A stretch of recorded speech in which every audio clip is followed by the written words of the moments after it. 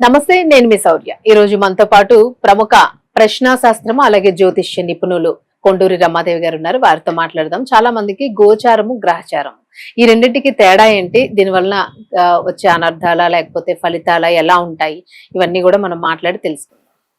నమస్తే. గోచారము, గ్రహచారము ఈ రెండింటికి తేడా చెప్పాలి. నాకు కూడా పూర్తిగా తెలియదు దానికి సంబంధించి. చాలా మందికి ఈ డౌట్ ఉంది. కొంతమంది అడిగిన ప్రశ్న ద్వారానే మిమ్మల్ని ఇప్పుడు అడగడం. దాని గురించి వివరించండి. విఘ్నేశ్వర షణ్ముఖ పరసమేత పరమేశ్వరాయ నమః.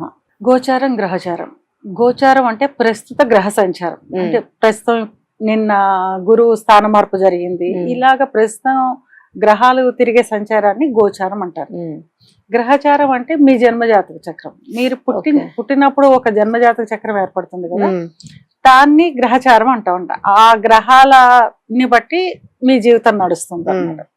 దాన్ని గ్రహచారం అంటారు. ఈ రెండింటికి సంబంధం ఏంటంటే, రెండింటిని కలిపి చూసుకుంటే మనకి 100% రిజల్ట్ మనం అనలైజ్ చేయగలుగుతాం. ఓకే. ఇప్పుడు మనకి ఏలినాటి శని ఉంటుంది. ఏలినాటి శని అనేది కంప్లీట్ గా గోచారం.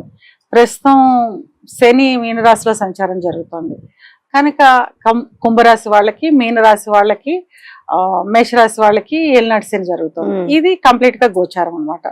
గ్రహచారం అంటే ఏంటంటే, మీ జన్మజాతక చక్రం చూసి దాంట్లో ఏం దశ జరుగుతుంది, ఇప్పుడు ప్రస్తుతం ఏం దశ జరుగుతుంది, ఆ అంతర్దశ ఏం జరుగుతుంది, ఆ గ్రహాలు ఎక్కడెక్కడ ఉన్నాయి, అంటే మీ జాతకంలో లగ్నం నుంచి ఎక్కడెక్కడ ఉన్నాయి, వాటి మీద గోచార గ్రహాల దృష్టిలు ఏమున్నాయి, ఇవన్నీ చూసి అనలైజ్ చేస్తాం అనమాట.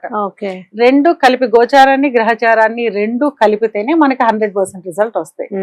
ఓన్లీ గోచారం ఒకటి, మీరు అన్నట్టుగా మాస ఫలితాలు, వార ఫలితాలు, ఇది గోచారం అంటాం. గోచారం ఏమో చంద్రుడిని బట్టి, అంటే మీ జన్మజాతక చక్రంలో చంద్రుడిని బట్టి, అంటే రాశులను బట్టి చెప్తాం కదా, మేషరాశి, వృషభ రాశి, ఇట్లాగా రాశులను బట్టి చెప్తాం దాన్ని గోచార ఫలితాలు అంటారు. ఇవి విడిగా చూస్తే 20% ఫలితాలు మాత్రమే వస్తాయి. మీ జన్మజాతక చక్రాన్ని విడిగా చూసినా ఒక 50% ఫలితాలు మాత్రమే వస్తాయి. రెండిని ఓవర్లాప్ చేసి, అంటే రెండింటిని కలిపి ఎప్పుడైతే, అంటే ఇప్పుడు మీకు దశ ఏం జరుగుతోంది, ఈ దశాధిపతి మీద ఏ గ్రహ సంచారం, అంటే గోచార గ్రహం ఏం సంచారం చేస్తోంది, ఇవన్నీ కలిపి చూసినప్పుడే మనకి 100% ఫలితాలు వస్తాయి అన్నమాట. మనకి 100% ఫలితాలు కావాలంటే గోచారాన్ని, గ్రహచారాన్ని కలిపి చూసుకోవాలి.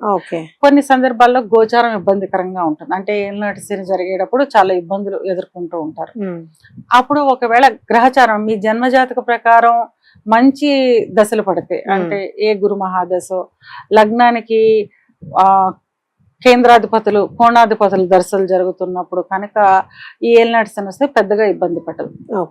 అలాగా కంపేర్ చేసుకుని చూసుకోవాలన్నమాట. మీ జన్మజాతక చక్రంలో ఏ దశలు జరుగుతున్నాయి, ఆ దశాధిపతి ఏ భావాధిపతి, ఈ శనికిను ఆ దశాధిపతికి సంబంధం ఏంటి, ఇన్ని రకాలుగా మనం కలిపి అనలైజ్ చేస్తేనే మనకి ఫలితాలు వస్తాయి అన్నమాట. కనుక గోచారం, గ్రహచారం రెండు ఇంపార్టెంట్, రెండింటిని చూసుకోవాలి. కొన్ని సందర్భాల్లో గోచారం బాగోలేదనుకో, గ్రహచారం బాగుంటే గట్టినైపోతాం. కొన్ని సందర్భాల్లో మన గ్రహచారం బాగోదు, అంటే జన్మజాతక చక్రంలో ఏ రాహు అంతర్దశో, రాహు మహాదశో జరుగుతూ ఉంటుంది. అలాంటప్పుడు గోచార గురుబలం ఉందనుకో, తట్టుకునే ఇబ్బందులతోటి ఎదురుకెళ్ళిపోగలుగుతాం. అట్లాగా గోచారం కానీ గ్రహచారం కానీ ఏదైనా సపోర్ట్ చేసినప్పుడు కొన్ని సందర్భాల్లో మనకి ఇబ్బందులు తగ్గుతాయి అన్నమాట. రెండు బాగుంటే ఇంకా చాలా బాగుంటుంది. రెండు బాగుంటే ఇంక తిరుగులేదు. అలాంటి జాతకాలు రెండు బాగున్నాయి, చాలా ఉంటాయి. మనకి ఎప్పుడైతే శని ఇంపాక్ట్ ఉందంటే, ఏలినాటి శని, గోచార శని, గోచారంలో అష్టమ శని, అర్ధాష్టమ శని ఇవేమీ లేకుండా లగ్నానికి యోగకారక దశలు జరిగినప్పుడు కొంతమంది చూసారా చాలా ఫైనాన్షియల్ బెనిఫిట్స్ పొందుతూ ఉంటారు, చాలా ప్లెజెంట్ గా ఉంటారు. వీళ్ళందరికీ రెండు బాగుంటాయి.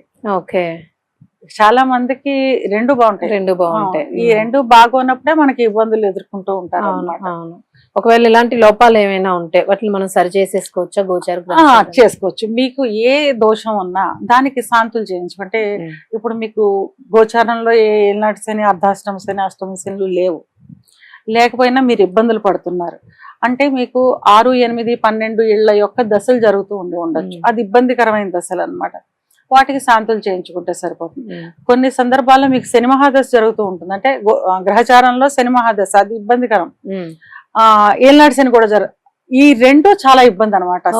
ఒకసారి వస్తే గోచార శని, గ్రహచార శని రెండు శనులు జరిగేటప్పుడు చాలా ఇబ్బంది లేదు, పోతారు అసలు ఏంట్రా ఈ జీవితం అనుకుంటూ ఉంటారు. అవును. క్లయింట్లు వస్తూ ఉంటారు ఏ కదా. టైంలో చావు వస్తుందా అన్న ఫీలింగ్ వచ్చేస్తుంది. చాలా మంది అలాగే అంటారు తెలుసా, ఉమ్. చాలా మంది అవును. అంటారు వచ్చి. అలాంటి టైంలోనేనా మేడం చాలా మంది ఇళ్లలోంచి వదిలేసి వెళ్ళిపోతూ ఉంటారు. అప్పుడు దూరం. కేతు ఇంపాక్ట్ ఉంటుంది అప్పుడు. అచ్చా ఓకే.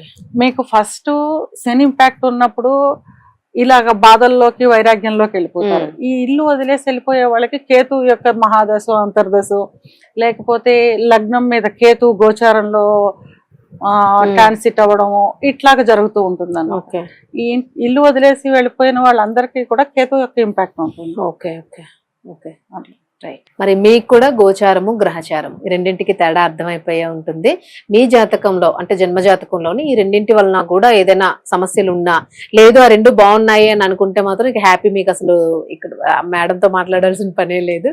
లేదు మీకు ఏదైనా ఇబ్బంది కలుగుతోంది, ఏదైనా సమస్య ఉంది అని అనుకుంటే మాత్రము వాటిని కూడా మనం సరి చేసుకోవచ్చు.